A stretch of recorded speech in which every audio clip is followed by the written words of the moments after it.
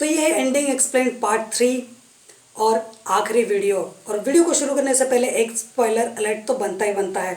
तो जैसा कि हम पिछले वीडियो में बात कर रहे थे कि यहाँ पर गाय और ट्रेस्का की उम्र ढल रही थी, अब वो कुछ नहीं कर सकते थे और इसी वजह से धीरे धीरे उम्र ढलने की वजह से वो कमज़ोर होकर मर जाते हैं। तो अब बचे मैडॉक्स और ट्रेंट।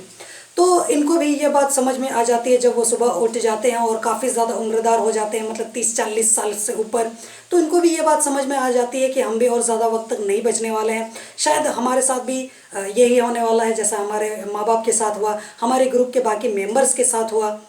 तो उस वजह से वो उम्मीद हार जाते हैं और चुपचाप बैठ जाते हैं। अब यहाँ पर आगे वो कुछ करने की सोचते नहीं हैं, बस अपनी ज़िंदगी जो वक्त बचा हुआ है उसको यहाँ पर जीने की कोशिश करते हैं। तो यहाँ पर हमको देखने को आगे ये मिलता है कि ट्रेंट को एक आइडिया आता है। वो ये सोचता है कि वो उस कोड को डिकोड करेगा जो वो अपने उस दोस्त मैनेजर के भतीजे के साथ खेला करता था, कोडिंग डिकोडिंग।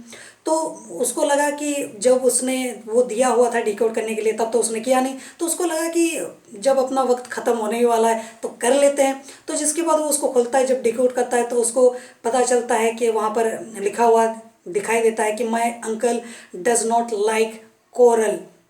तो यहाँ से उसको एक बात समझ में आ जाती है कि इस कोरल में तो कुछ ना कुछ है जो एक तरीके से बचने का रास्ता भी हो सकता है। जिसके बाद वो एक चांस लेते हैं और यहाँ से बाहर निकलने की कोशिश करते हैं। हालांकि मैडॉक्स उसको समझाती है लेकिन वो नहीं मानता है। वो बोलता है यहीं से हमारे बचने का रास्ता शायद हो सकता है और वो किसी भी तरीके से वहाँ से बचकर निकल भी जाते हैं। हालांकि थोड़ी सी परेशानी होती है लेकिन वो सही सलामत निकल जाते हैं और एक तरीके से ट्रेंट के दोस्त ने अपनी दोस्ती निभाई और उसकी जान बचाई।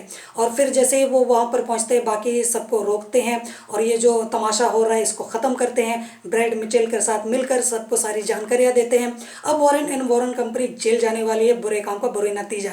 तो यहाँ पर हमको कुछ और चीज़ें यहाँ पर डिस्कस कर लेनी चाहिए, जैसा कि वो ऊपर में जो हमें कैमरा देखने को मिल रहा था वो क्या था। दरअसल असल में वो कैमरा इसीलिए लगाया गया था कि ताकि जितने भी सारे पेशेंट्स हैं, लोग हैं, उनको ऑब्जर्व किया जा सके कि उनके साथ क्या असर हो रहा है, जो मेडिसिन है या फिर वहाँ का जो एनवायरनमेंट है, वहाँ का जो टाइम है, उसका उनके शरीर पर किस तरीके से क्या प्रभाव पड़ रहा है, ताकि वो उसको स्टडी कर सकें, ऑब्जर्व कर सकें और अपने आने वाले एक्सपेरिमेंट में या फिर ट्रायल में उसको यूज़ कर सकें।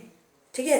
इसके अलावा हमें कुछ एक इंसान भी देखने को मिलता है ऊपर पहाड़ के ऊपर। तो वो इंसान कोई नहीं था, वो था ड्राइवर, जो कि वही एक्चुअल में ऑब्जर्वेशन कैमरा वगैरह लगा के रखा था उसी ने और सारा ऑब्जर्वेशन का काम भी उसी का था कि क्या चीज़ें हो रही है नहीं हो रही, इन सब का पता लगाना और सभी जानकारियाँ लेकर जो लैब है वहाँ तक पहुँचना और उनको एक्सपेरिमेंट के रिजल्ट दिखाना।